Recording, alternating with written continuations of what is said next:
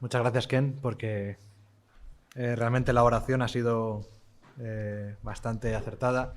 Realmente el libro de Hechos de los Apóstoles, bien podíamos llamarlo mejor los Hechos del Señor, porque es Él el que dirige a las personas para edificar a su iglesia, es Él quien hace la obra a través de su Espíritu Santo, quien mueve los corazones, quien mueve a las personas y quien finalmente tiene la autoría de todos los milagros y grandes hechos que se ven en este libro. Nuestro pasaje hoy está en el capítulo 9 y es continuando lo que Ken hizo la semana pasada, desde el versículo 26 hasta el final del capítulo. Entonces, esta predicación la he titulado De Saulo a Pedro, siguiendo las pisadas del Maestro. Porque vamos a empezar precisamente por el final del testimonio de Saulo, del que, como bien nos explicó Ken la semana pasada, es un ejemplo de lo que es una verdadera conversión al Señor. Es un ejemplo de cómo una persona que estaba en una situación completamente como enemigo de Dios es transformado por la visión que tiene del Señor Jesucristo, es cambiada su vida radicalmente y aquel que era perseguidor pasa a ser un predicador de la palabra del Evangelio del Señor. El Señor produce en él un cambio genuino. Pues vamos a leer el pasaje en primer lugar y luego vamos a ir desgranando poquito a poco a ver qué podemos ir sacando en esta mañana de este pasaje. Hechos 9:26. Cuando llegó a Jerusalén, estamos hablando de Saulo, trataba de juntarse con los discípulos, pero todos le tenían miedo, no creyendo que fuese discípulo. Entonces Bernabé, tomándole, lo trajo a los apóstoles y les contó cómo Saulo había visto en el camino al Señor, el cual le había hablado, y cómo en Damasco había hablado valerosamente en el nombre de Jesús. Y estaba con ellos en Jerusalén, y entraba y salía, y hablaba denodadamente en el nombre del Señor, y disputaba con los griegos, pero éstos procuraban matarle. Cuando supieron esto los hermanos, le llevaron hasta Cesarea, y le enviaron a Tarso. Entonces las iglesias tenían paz por toda Judea, Galilea y Samaria, y eran edificadas, andando en el temor del Señor, y se acrecentaban fortalecidas por el Espíritu Santo. Aconteció que Pedro, visitando a todos, vino también a los santos que habitaban en Lida, y halló allí a uno que se llamaba Eneas, que hacía 8 años que estaba en cama, pues era paralítico. Y le dijo Pedro: Eneas, Jesucristo te sana, levántate y haz tu cama. Y enseguida se levantó. Y le vieron todos los que habitaban en Lida y en Sarón, los cuales se convirtieron al Señor. Había entonces en Jope una discípula llamada Tabita, que traducido quiere decir Dorcas. Esta abundaba en buenas obras y en limosnas que hacía.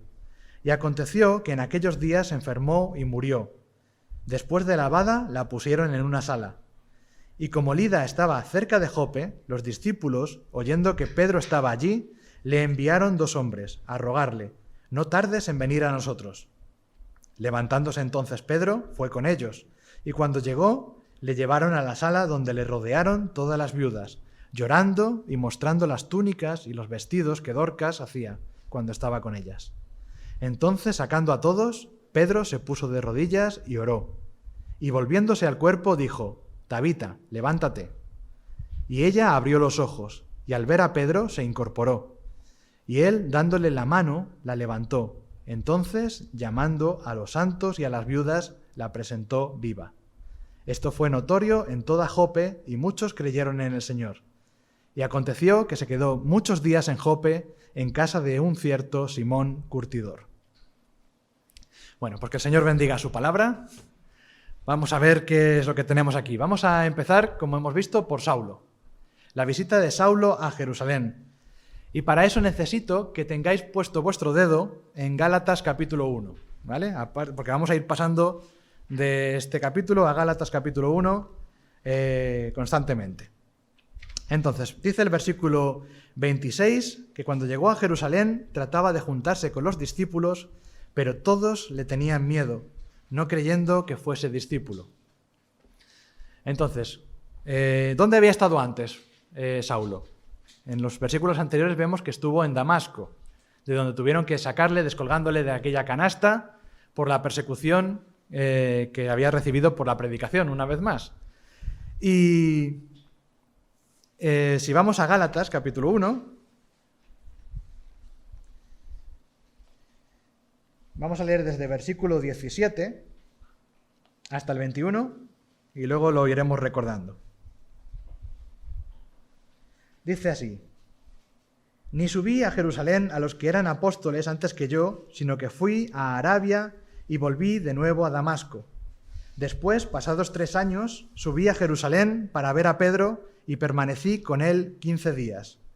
Pero no vi a ningún otro de los apóstoles, sino a Jacobo, el hermano del Señor. En esto que os escribo, he aquí, delante de Dios, que no miento. Después fui a las regiones de Siria y de Cilicia.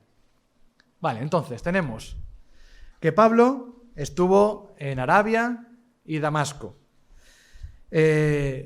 No se ponen de acuerdo los expertos cuándo fue el momento en el que Pablo fue a Arabia. Si fue antes del versículo 23, porque dice pasados muchos días, cuando estaba en Damasco, puede ser que fuera a Arabia y después volviera a Damasco, o puede ser que después de salir de Damasco en la canasta, fuera a Arabia y después pasara por Damasco antes de ir a Jerusalén.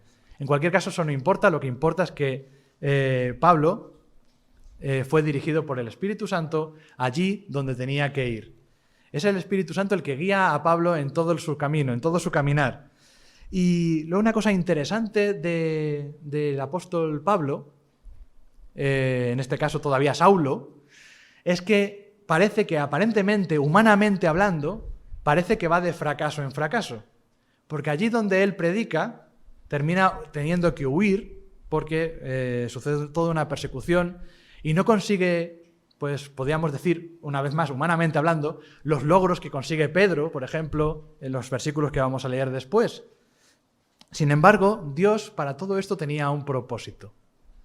El propósito que tenía con Saulo pasaba por el sufrimiento, pasaba porque él cambiara su persecución por la predicación y pasaba porque esa predicación provocara una persecución hacia él. Él tenía que aprender a través del sufrimiento a cómo servir al Señor. Y tuvo ese tiempo especial con él en el que estuvo predicando y pasando tiempo meditando y preparándose para lo que había de venir. Y volviendo a nuestro versículo 26, cuando llega a Jerusalén, según como hemos leído en Gálatas, con el deseo de ver a los apóstoles, de ver a Pedro, entonces se encuentra con que al principio los creyentes allí en Jerusalén claramente le reconocen, saben que Saulo es ese que estaba persiguiendo la iglesia y piensan que realmente debe ser algún tipo de espía, alguien que se quiere infiltrar en la iglesia para luego perseguirlos, y no se fían de él en absoluto. No era nada extraño. Lo que había hecho Pablo, como vimos en capítulos anteriores, era realmente tremendo. Había metido en la cárcel a personas, había provocado muertes, había consentido en la muerte de Esteban allí mismo en Jerusalén. Entonces había muchos motivos por los que desconfiar de Pablo, de Saulo. Y entonces, en el versículo 27, aparece un hombre que es Bernabé.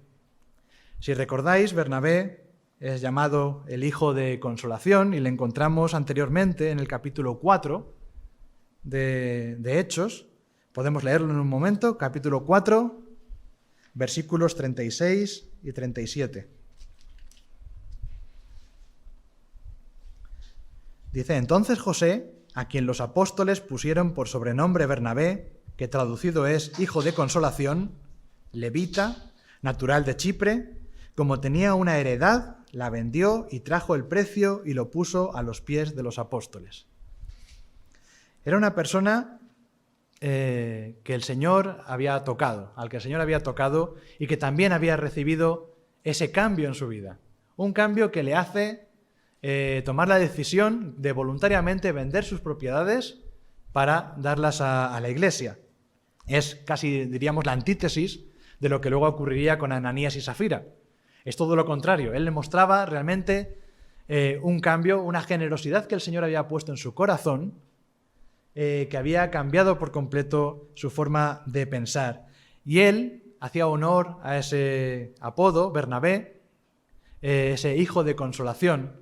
Y aquí, cuando ve la situación en la que se encuentra Saulo, dice, vamos a ver. Él investiga y se entera convenientemente de lo que ha ocurrido. Y es él el que hace de mediador ante los apóstoles. Y por lo que dice Pablo en Gálatas, entendemos que fue con Pedro y con Santiago, el hermano del Señor. Les cuenta cómo Saulo había visto en el camino de Damasco al Señor, cómo el Señor le había hablado, cómo en Damasco él había dado testimonio, él había hablado, él había predicado la palabra del Señor en el nombre de Jesús valientemente, con valor. Entonces él fue el que se encargó, el que dio la cara por Saulo delante de los apóstoles. Es bastante interesante que vamos introduciendo un poco a Saulo, que por un lado termina su primer círculo de su historia, que empieza con la muerte de Esteban y termina hablando a los que mataron a Esteban, y aparece ya el personaje de Bernabé, que va a ser muy importante en la vida de Saulo.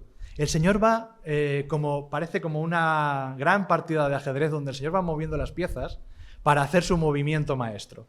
Él va colocando todo en su lugar, preparándose para ejecutar el plan que tiene, de llevar el Evangelio a todas las naciones, de llevar el Evangelio a todo lugar. Y para eso va preparando, va madurando poco a poco a cada persona que va a estar implicada. Saulo tenía que pasar por lo que estaba pasando. Bernabé, al final, se va implicando, conoce a Saulo y pasa tiempo con él. Pedro conoce a este Saulo y pasa 15 días con él, como hemos leído en Gálatas. Y Saulo estaba con ellos en Jerusalén y entraba y salía. Él tenía una relación particular que le permitía estar con ellos, pasar tiempo con ellos, aprender de ellos y salir a predicar. Saulo estuvo en Jerusalén este tiempo y dice, versículo 29, que hablaba denodadamente en el nombre del Señor y disputaba con los griegos. Él estaba empeñado, estaba muy consciente de que lo que tenía que hacer era predicar y que tenía que anunciar el nombre del Señor y que lo estaba haciendo precisamente a los suyos. Disputaba con los griegos. Los griegos eran aquellos judíos que habían nacido en la diáspora, en la salida de los judíos fuera del territorio de Israel, de lo que antes era Israel. Aquellos que habían sido distribuidos por el mundo, habían hecho colonias, pequeñas colonias, y el mismo Pablo era un judío de estos griegos. Él era de Tarso, de la provincia de Cilicia, y por tanto, él era uno de ellos. Él es normal que estuviera con ellos cuando ocurrió lo que le ocurrió a Esteban, porque eran los mismos que discutían con Esteban y además tenían una característica muy curiosa. Eran unos señores muy simpáticos y muy agradables, donde cuando les llevaba la contraria decían, pues oye, este hay que matarlo. Hay que cortar la cabeza rápidamente, porque estos me están rebatiendo y casi parecen como los políticos hoy en día. Estaba pensando en este ejemplo, que cuando tú le dices una cosa a un político, por muy razonable que sea lo que tú estás diciendo, o un rival que le está diciendo cualquier cosa, por razonable que sea, como tiene que estar en su lugar, se niega, se ciega y es incapaz de ver el razonamiento del contrario y se empeña en ver solamente lo que quiere ver y no es capaz de razonar. Pues ellos estaban en esa actitud. En una actitud de no recibir la palabra de Dios, en estar cerrados en que ellos tenían la verdad, en que ellos tenían la Torá, en que ellos tenían a los profetas, en que ellos tenían la misión de parte de Dios y no había más. Y ese Jesús del que estaba hablando Saulo, ese no podía ser Dios, ese no podía ser el Hijo de Dios, ese no podía ser el Mesías prometido, de ninguna forma. No lo podían consentir. ¿Por qué? ¿No veían lo que decían los profetas? Sí lo veían, pero no querían ver que ese era Jesús. No tenían toda la evidencia que claramente se puede mostrar. Sí, estaba ahí, pero no querían aceptar esa evidencia. Muchas veces nosotros cuando hablamos del Señor a otras personas ocurre esto mismo. Nos encontramos contra un muro, contra personas que no están dispuestas a escuchar. Pero nuestra misión no es convencerlas. Nuestra misión es llevar el Evangelio. Y es el Señor el que hace y toca los corazones, el que hace la misión. Pero estos habían decidido que iban a matarle. De hecho, Pablo mismo estaba avisado. Si vamos a Hechos, capítulo 20, versículo 17.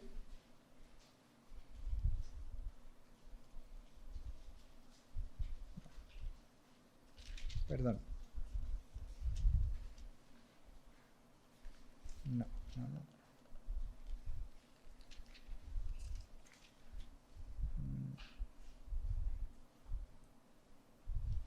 No. Bueno, da igual, no importa. Pero lo importante es que el Señor mismo había avisado a Saulo cuando estaba en el templo. Él mismo le había dado una visión en la que le decía que que él mismo iba a ser rechazado por estos judíos. Entonces, Saulo sabía lo que tenía delante. Y cuando los creyentes de Jerusalén se enteran de esto, lo que hacen es procurar salvarle. Vamos a sacar a Pablo de aquí porque está creando un alboroto que lo único que va a conseguir realmente es una nueva matanza. Así que vamos a sacar a Saulo y se lo llevan, dicen que le acompañan hasta Cesarea y desde allí le envían a Tarso. Es decir, le están enviando de vuelta a su casa. Y es bastante interesante que Pablo o Saulo esté volviendo a su casa, porque como hemos leído en Gálatas 1:21, dice que después fui a las regiones de Siria y de Cilicia. En Cilicia está Tarso y es donde está su hogar. Y tenemos que recordar un momento quién era Saulo. ¿Quién era Saulo? Saulo era una persona importante dentro del mundo de los judíos. Era de una familia pudiente, de una familia destacada. Hasta tal punto, era una familia que tenía la ciudadanía romana incluso. Era de una familia muy importante, donde seguramente pues no les faltaba el dinero, no les faltaban las facilidades y estaban muy bien posicionados de cara a todos los judíos. Había podido estudiar con el mejor de los maestros, había crecido como fariseo de fariseos. Y si vamos un momento a Filipenses, capítulo 3,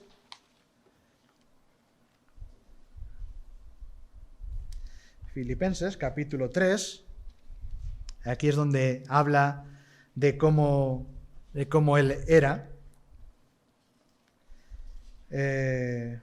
circuncidado al 8º día, del linaje de Israel, de la tribu de Benjamín, estoy en el versículo 5, hebreo de hebreos, en cuanto a la ley fariseo, en cuanto a celo perseguidor de la Iglesia, en cuanto a la justicia que es en la ley, irreprensible. Tenía una posición especial que muy probablemente, al llegar de nuevo a su tierra, perdió, porque él había decidido estimar todas esas cosas como basura por amor del Señor. Porque el Señor que se había encontrado con él en el camino de Damasco había cambiado radicalmente su vida. Si os fijáis, en el versículo 17 dice esto mismo, en el versículo 7, perdón, pero cuantas cosas eran para mí ganancia las he estimado como pérdida por amor de Cristo. Y versículo 8 es muy interesante, y ciertamente aún estimo todas las cosas como pérdida por la excelencia del conocimiento de Cristo Jesús, mi Señor, por amor del cual lo he perdido todo y lo tengo por basura para ganar a Cristo. Muy posiblemente cuando llegó a Tarso sería, claro, por su posición, sería desheredado, perdería toda su posición social, precisamente porque él quiso poner por delante a Cristo. Él estimó todas esas cosas como cosas que no valían nada, porque se dio cuenta, había tenido ese encuentro especial con Jesús, porque Jesús había cambiado su vida radicalmente. Y ahora va a ser el momento de otra de esas pausas que Saulo va a vivir. Aparentemente va a estar en silencio durante un tiempo. Pero como hemos visto, como vemos en Gálatas, otra vez, vamos a Gálatas.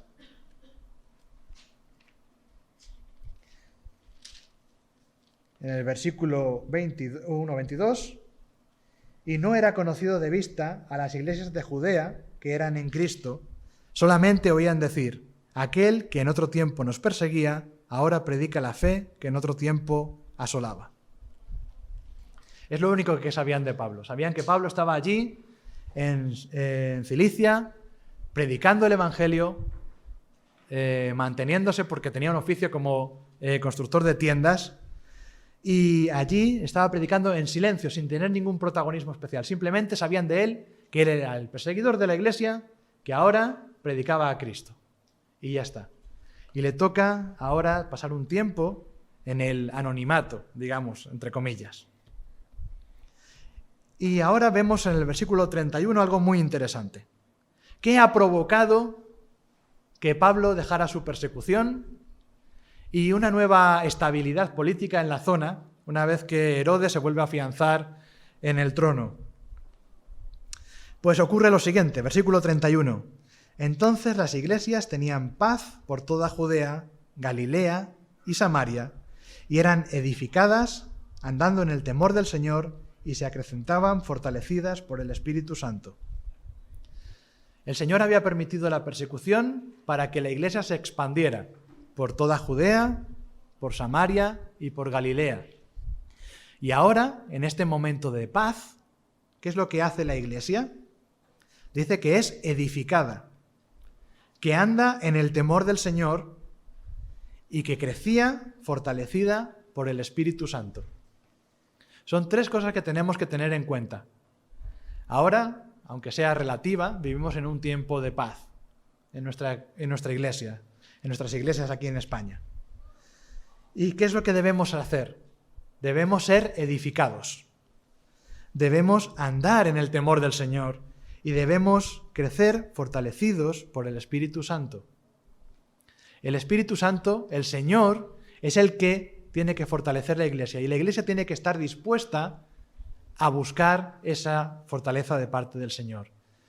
La iglesia tiene que estar dispuesta a ser enseñada, a ser instruida, a ser edificada, a conocer al Señor para poder temerle y seguirle. Y no hay forma de hacerlo si no se fortalece en el conocimiento.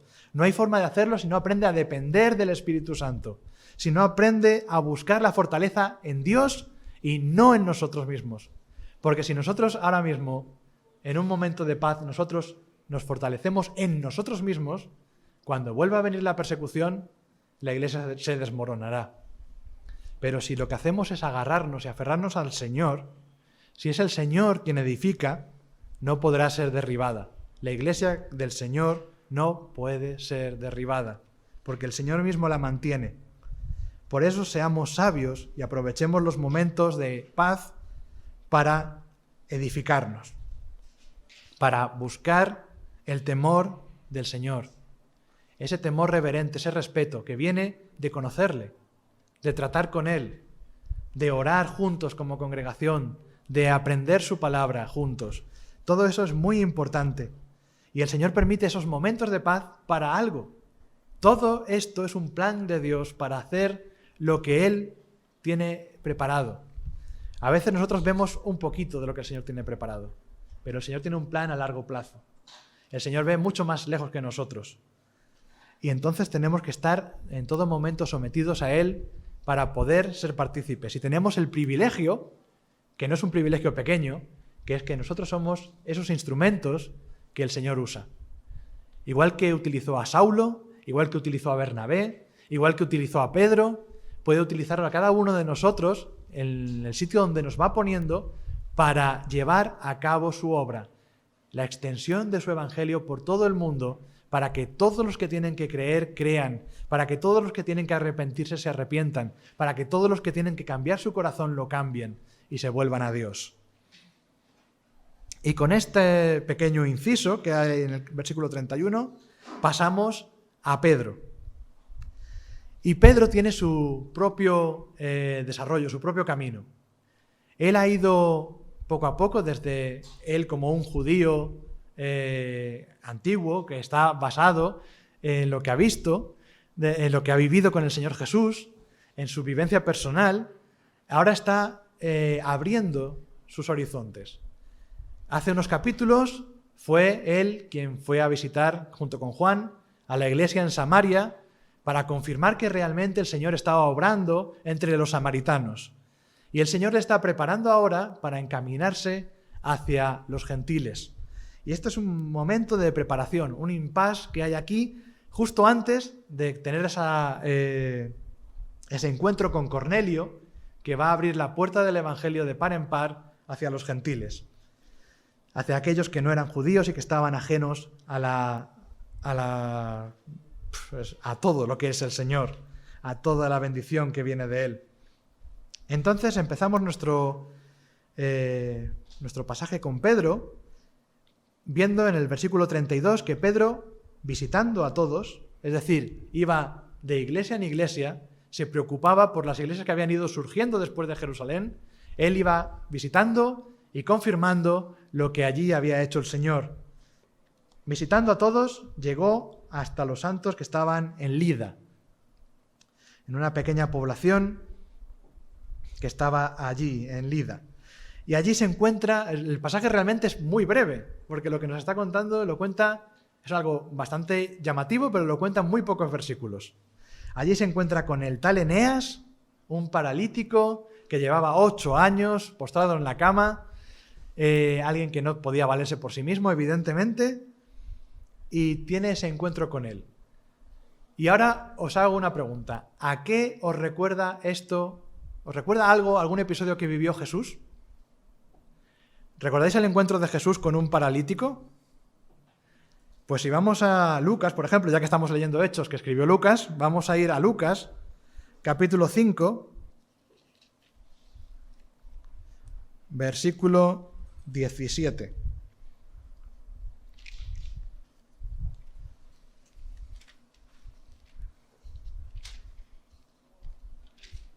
Y vamos a leer el pasaje para que podamos refrescar un poco qué es lo que ocurrió allí cuando Jesús sanó al paralítico. 5:17 en adelante. Aconteció un día que él estaba enseñando y estaban sentados los fariseos y doctores de la ley, los cuales habían venido de todas las aldeas de Galilea y de Judea y Jerusalén, y el poder del Señor estaba con él para sanar. Y sucedió que unos hombres que traían en un lecho a un hombre que estaba paralítico, procuraban llevarle adentro y ponerle delante de él. Pero no hallando cómo hacerlo a causa de la multitud, subieron encima de la casa y por el tejado le bajaron con el lecho, poniéndole en medio, delante de Jesús. Al ver él la fe de ellos, le dijo: «Hombre, tus pecados te son perdonados». Entonces los escribas y los fariseos comenzaron a cavilar diciendo: «¿Quién es este que habla blasfemias? ¿Quién puede perdonar pecados sino solo Dios?».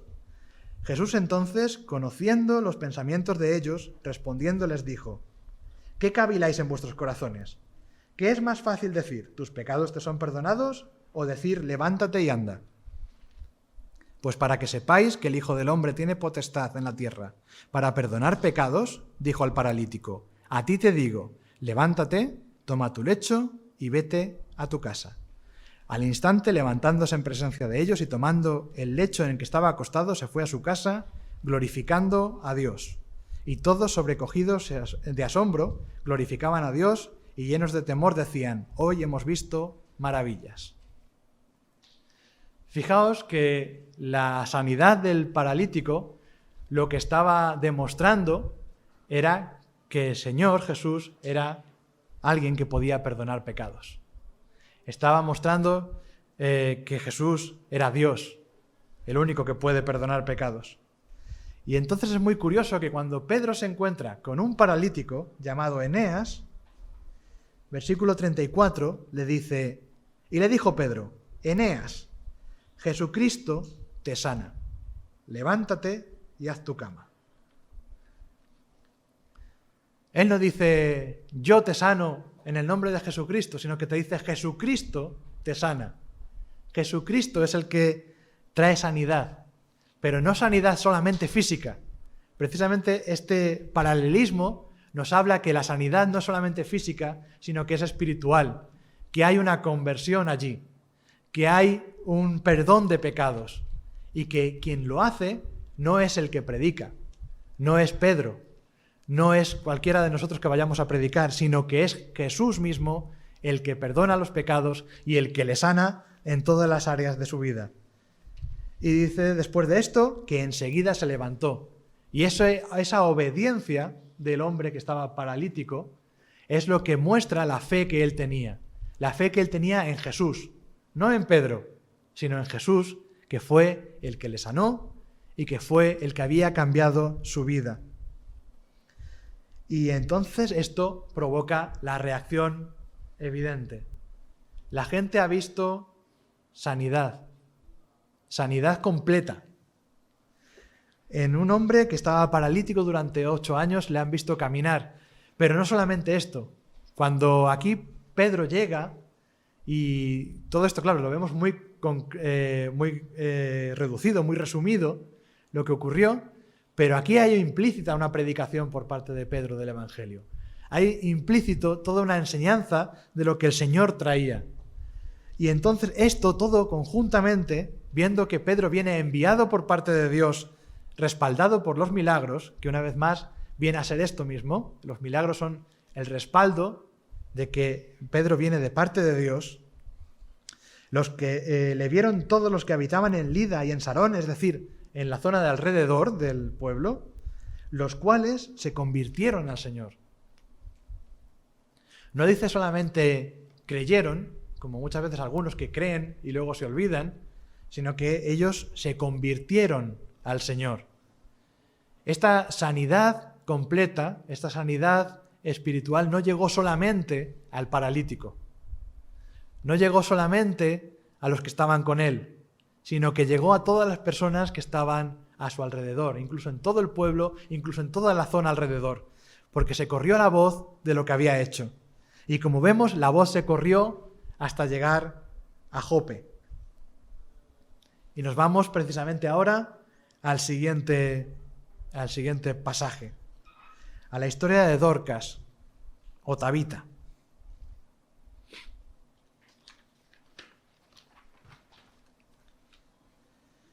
Y estamos hablando de la ciudad de Jope, que actualmente es la ciudad de Jaffa, que está muy cerca de Tel Aviv, en Israel, y que está a unos 16 kilómetros de Lida, del pueblo que hemos visto anteriormente. O sea, estaba bastante cerca una ciudad de la otra. Y dice que, versículo 36, que había en Jope una discípula llamada Tabita, que traducido quiere decir Dorcas.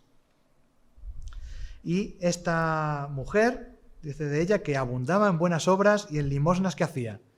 Primera cosa que sabemos de Tabita, de Dorcas, es que era una discípula.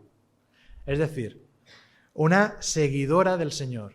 Alguien que había seguido el camino del Señor, que el Señor Jesús había marcado. Alguien que había creído realmente y que su vida había sido transformada.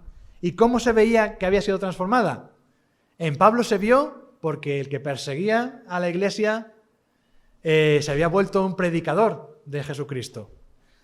Pues en Dorcas se ve de la forma en que ella hacía muchas buenas obras y en las limosnas que hacía.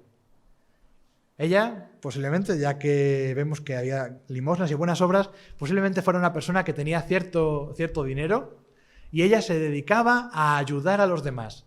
El Señor había cambiado su corazón y le había puesto una sensibilidad especial con los necesitados. En ese sentido, para nosotros, Tabita, Dorcas, es un ejemplo para nosotros. Cuando una persona es transformada por el Señor, tiene que tener una sensibilidad especial hacia aquellos que están necesitados. Y recordamos lo que nos dice Pablo en Gálatas capítulo 6.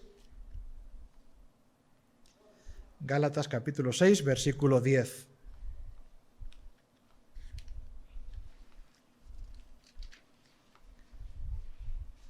Así que, según tengamos oportunidad, hagamos bien a todos, y mayormente a los de la familia de la fe. El Señor siempre ha hecho ese llamamiento a los creyentes. Un llamamiento a estar pendientes de las necesidades de los demás. A hacer bien a los demás no significa simplemente portarse bien, sino a ayudarles físicamente, económicamente, manualmente, a aquellas personas que están en necesidad. Con especial cuidado a los que son de la fe, a los que son nuestros hermanos, especialmente. ¿Cómo vamos a ir afuera si ni siquiera somos capaces de cuidar a los de dentro? Primeramente a los hermanos y también a los que nos toque cerca de nosotros. El Señor nos llama a todo esto. Y ella, Dorcas, es un ejemplo para nosotros en ese sentido.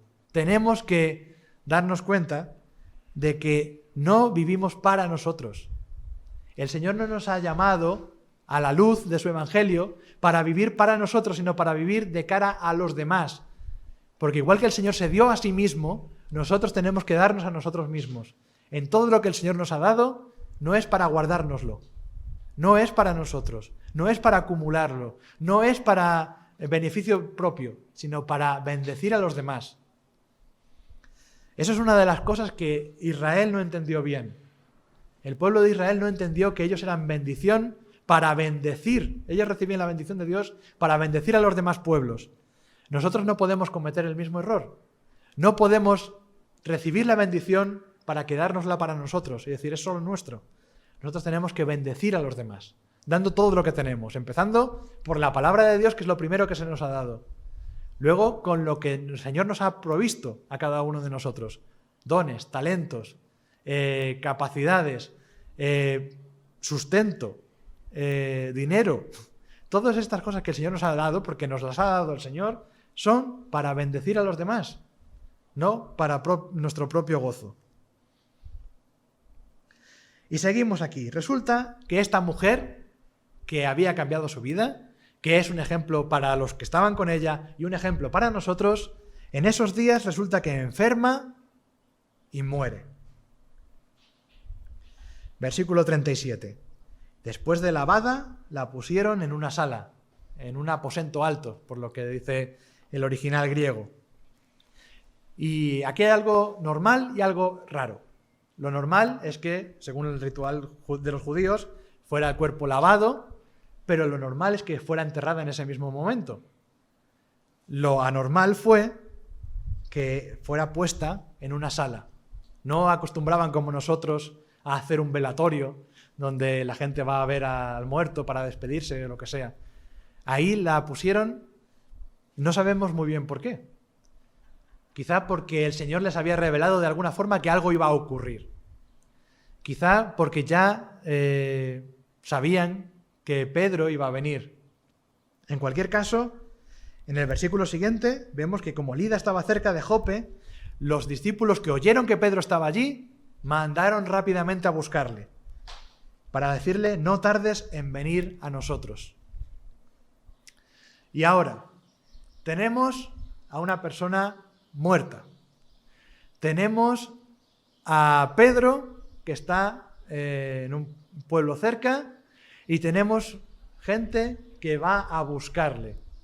Y aquí va a haber una resurrección. De nuevo tenemos un paralelismo.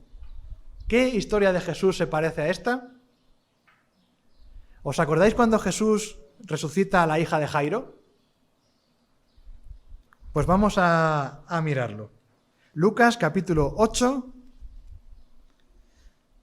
y vamos a leer desde versículo 49. Lucas 8, 49.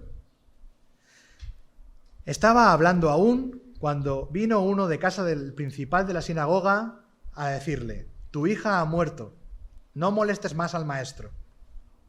Oyéndolo Jesús le respondió, no temas, cree solamente y serás salva.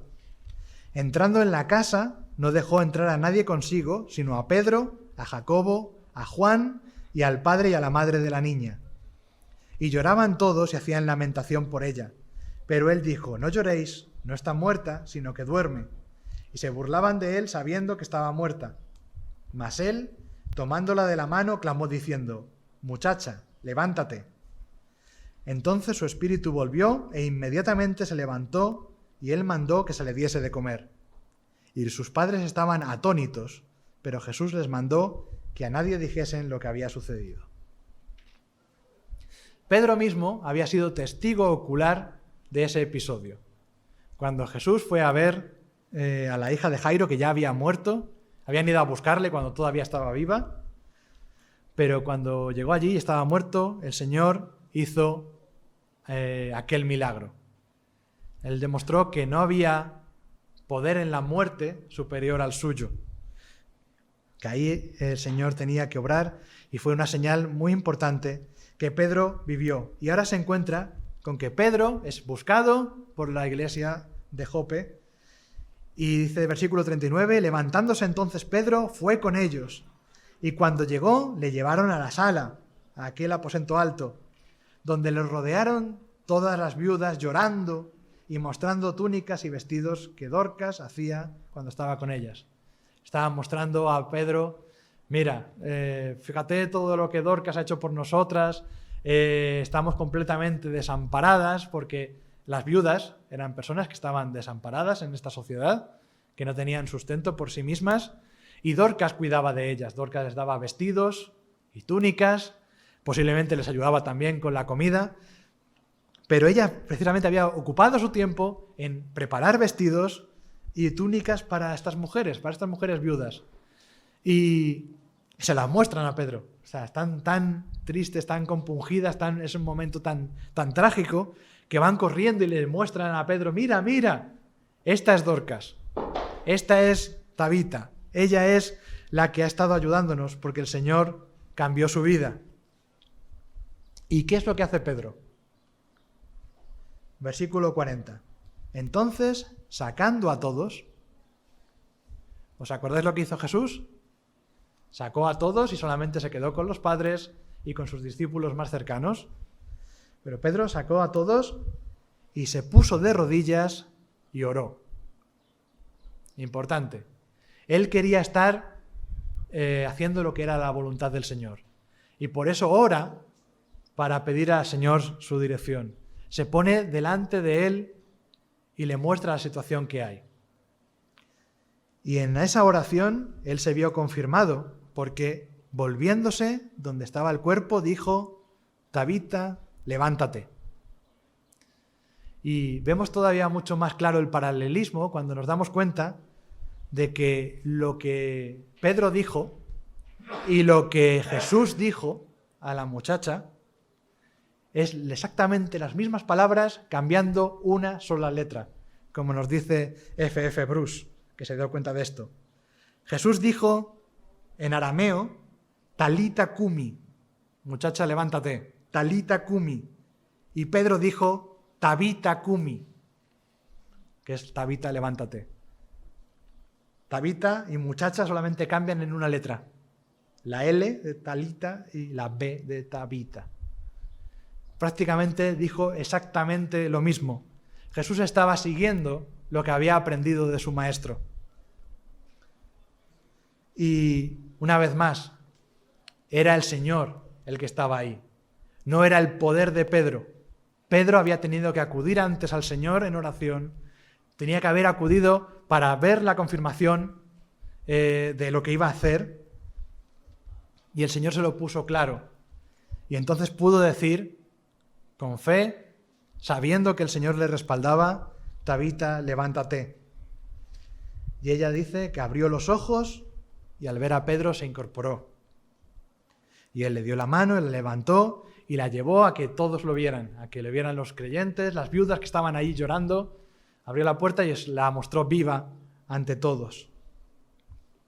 Y esto, que parece que Lucas lo narra con palabras muy sencillas y muy escuetamente, realmente fue una explosión lo que ocurrió aquí. Porque esto fue notorio en toda Jope y muchos creyeron en el Señor. Una vez más, estamos viendo el poder de Dios manifestado. El poder de Dios que actúa allí donde está su pueblo. Pero es el Señor y tenemos el privilegio de ser instrumentos de su gracia, de ser instrumentos que llevan ese milagro. Estamos allí, utilizados por el Señor. Y el mayor milagro de todos es que personas que estaban completamente ajenas al Señor se vuelven a Él y se convierten. Y muchos creyeron en el Señor. Es algo que no podemos dejar pasar por alto. El Señor hace grandísimas cosas cuando estamos en sus manos. Cuando no nos ponemos nosotros delante, sino que está el Señor delante. Cuando actuamos dirigidos por Él, por su Espíritu, buscando en oración su voluntad, predicando su palabra, preocupándonos por la iglesia, preocupándonos por aquellos que son necesitados. Todo esto es un cúmulo de cosas y además vemos que poco a poco, como iba diciendo antes, el Señor abre la mente de Pedro, porque en el último versículo del pasaje de hoy tenemos que Pedro aprovechó todo esto para quedarse allí muchos días en Jope. Él se quedó allí muchos días para seguir predicando, porque como mucha gente había oído, mucha gente quería saber de dónde venía todo esto, pues entonces se tuvo que quedar allí para predicar. Pero ¿dónde se quedó? Se quedó en casa de un cierto Simón, curtidor. Y un curtidor es una persona que trabaja con animales muertos. Y es una persona de un oficio que era inmundo a los ojos de los judíos, a los ojos de judíos como Pedro. Y Pedro ya estaba empezando a cambiar su mente. El Señor estaba empezando a trabajar su cabeza para que viera que las cosas que él veía como inmundas antiguamente, el Señor las hacía buenas. Y podía quedarse en su propia casa. En la casa de un hombre inmundo podía morar él mismo. Y esto nos va a servir de preparación para lo que va a ocurrir en esa misma casa un poquito más adelante. Entonces, con todo esto, ¿qué es lo que hemos visto? Hemos visto cómo la vida de Saulo ha sido transformada. Cómo el Señor actúa con él en momentos de efervescencia y en momentos bajos. Aun cuando Pablo se tiene que retirar, aun cuando Pablo se tiene que apartar, aun cuando Pablo se tiene que ir a volver a su tierra y posiblemente sufrir el desprecio de su familia, aún así Dios está con él y lo tiene preparado y lo está preparando para su obra. Así hace con cada uno de nosotros. A lo mejor ahora mismo estamos en un momento bajo o en un momento de impasse, un momento en el que tenemos que buscar al Señor, en el que tenemos que fortalecernos en el Señor, en el que tenemos que buscar su voluntad y no buscar lo humano, el éxito humano, lo material, lo visible, sino buscar lo espiritual, lo que viene de parte de Dios, lo que el Señor demanda de nosotros y lo que quiere hacer. ¿Estás dispuestos? ¿Tú estás dispuesto a seguir al Señor? ¿Tú estás dispuesto a que haga contigo lo que tenga que hacer? ¿A ponerte a hablar con quien tengas que hablar? ¿A ir allí o allá donde el Señor te ponga? Pues debemos estarlo.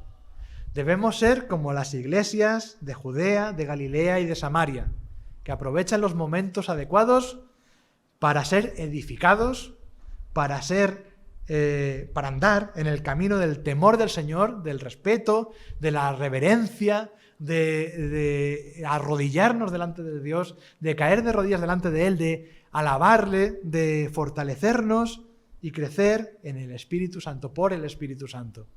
El Espíritu Santo trabajando en su iglesia. Debemos ser una iglesia que se deja trabajar por el Espíritu Santo. Una iglesia que, por tanto, ora junta. Una iglesia que examina las Escrituras juntos. Una iglesia que busca a Dios con fervor, porque sabe que lo necesita, porque sabe que no podemos por nosotros mismos. Tenemos que ser conscientes de ello. Y vemos también con el ejemplo de Pedro que es Jesucristo quien hace la obra. Que es Jesucristo el que se manifiesta utilizándonos como herramientas, pero es el Señor el que hace todo. El Señor el que da fruto a su predicación. El Señor el que produce los milagros que haya de producirse. El Señor el que toca los corazones y cambia vidas radicalmente. Y nosotros que hemos sido cambiados tenemos que ser como Dorcas, mujer que cambió su vida para darse a los demás, como el Señor Jesucristo se dio a los demás. Ejemplo máximo para nosotros. Y tenemos que estar dispuestos a abrir nuestra mente como Pedro, para que el Señor nos pueda utilizar y no seamos nosotros un obstáculo para lo que el Señor tiene que hacer con nosotros. Pues vamos a dar gracias al Señor por su palabra. Señor, queremos darte muchísimas gracias porque tenemos tanto en lo que meditar. Cuando abrimos tu palabra, cualquier pasaje, cualquier versículo nos enseña mucho acerca de ti, acerca de lo que tú haces. Gracias, Señor, porque nos has dejado el testimonio en tu palabra y podemos leer lo que ocurrió en el libro de los Hechos y podemos tomar enseñanzas de eso y podemos, Señor, aprender a ser una iglesia como tú quieres que sea. Queremos, Señor, que tú sigas trabajando en nosotros, que nos edifiques, Señor, que nos ayudes a andar en el temor de ti, que tu Espíritu Santo sea quien nos haga crecer. No nosotros, no con estrategias, no con pensamientos, no con actitudes mundanas, sino porque hacemos lo que es tu voluntad, porque buscamos tu voluntad y nos fortalecemos en ti. Señor, por eso fortalécenos, Señor. Fortalécenos como iglesia porque te necesitamos muchísimo. Te necesitamos como iglesia y cada uno de nosotros, porque somos débiles. Pero gracias, Señor, porque has tenido a bien a utilizarnos a nosotros, porque nosotros que no somos nada, tú, Señor, has querido usarnos en tu obra. Tú lo has propuesto en tu voluntad. Y por eso, Señor, te damos muchísimas gracias por hacernos partícipes también. Queremos glorificarte y darte las gracias por ello. Ayúdanos, Señor, a seguir el ejemplo de tu Hijo Jesucristo en todo lo que hagamos. Quizá no lo veamos tan claro como lo podía ver Pedro, pero, Señor, tú sí puedes guiarnos a donde el Señor, nuestro Señor Jesucristo, anduvo, Señor, para andar como Él anduvo, para buscar hacer las cosas como Él las hizo, a darse a sí mismo como Él se dio a sí mismo. Señor, ayúdanos y cuídanos. Y, Señor, bendice tu iglesia, aquí en Alcalá y en todo el mundo, para que tu evangelio se extienda por todo el mundo, para que todos los que han de escuchar, escuchen, y tú, Señor, puedas volver pronto. Lo ponemos todo en tus manos, en el nombre de Jesús. Amén.